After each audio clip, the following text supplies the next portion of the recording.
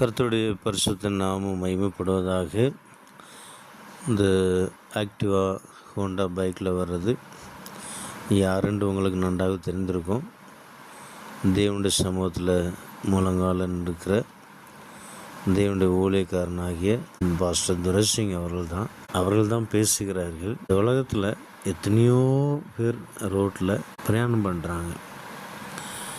ரோட்டில் சாதாரண லெவலில் உள்ளவங்க முதற்கொண்டு ஹை லெவலில் உள்ளவங்க வரைக்கும் பிரயாணம் பண்ணுறாங்க. ஒவ்வொரு மனுஷன்கிட்டையும் கேட்டு பார்த்தா ஒவ்வொரு மனுஷனுக்கும் பலவிதமான போராட்டங்கள், தேவைகள் இருக்கும். பைக்கில் போகிறவங்களுக்கும் ஒரு தேவை இருக்கும், காரில் போகிறவங்களுக்கும் ஒரு தேவைகள் இருக்கும், எல்லாருக்கும் ஒரு தேவைகள் இருக்கும். எனக்கு தேவையே இல்லை அப்படின்ட்டு சொல்கிற மனுஷன் இந்த பூமியில் யாரும் இருக்க மாட்டாங்க. முகேஷ் அம்பானி எத்தனையோ பெரிய ஒரு உலக பணக்கார பட்டியலில் 2வது 3வது லிஸ்ட்டில் இருக்கிறார் இல்லையா? அவர்கிட்ட கேட்டு பாருங்கள். அவர் தலையில் கை வச்சுட்டு சொல்லுவார், எனக்கு இந்த பிரச்சனை இப்போ ஓடிட்டுருக்கு. என் மனைவிக்காக நான் எத்தனையோ 1500 கோடியா அத்தனை கோடி ரூபாயில் கட்டின மாளிகை, இப்போ அதை யாரோ கேஸ் போட்டிருக்கிறாங்க. அந்த கேஸில் நான் எப்படி வெளியில் வரேன் என்பது அவர் முழிச்சிட்ருப்பார்.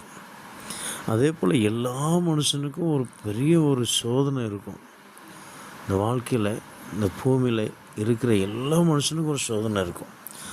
அதனால் அந்த மனுஷன் ஒரு தேவனுடைய ஊழியக்காரன் ஆண்டவன் சொல்கிறாங்க, எனக்கு அவங்க தெரியும், இவங்க தெரியும், சென்னையில் ஒரு பெரிய ஆள் இருக்கிறாங்க, பாம்பேயில் ஒருத்தர் பெரியவர் இருக்கிறாங்க, கேரளாவில் ஒரு பெரிய கோடீஸ்வரங்க இருக்கிறாங்க, எல்லாம் எனக்கு தெரியும். ஆனால் யாரும் எனக்கு உதவி பண்ண மாட்டேங்கிறாங்க. நான் கஷ்டப்படுறேன், என் பிள்ளைங்க கஷ்டப்படுது, பிள்ளைங்களுக்கு நல்ல ஒரு ஆகாரம் வாங்கி கொடுக்க முடியல, எனக்கு யாரும் உதவி பண்ண மாட்டேங்கிறாங்க அப்படின்னு சொல்கிறார். நீங்கள் அவங்களையே பார்க்குறீங்க, கடவுளை பாருங்கள். உங்களை ஊழியத்துக்கு அழைத்த தேவனை நோக்கி பாருங்கள். அவங்களுக்கும் 1000 பிரச்சனை இருக்கும்.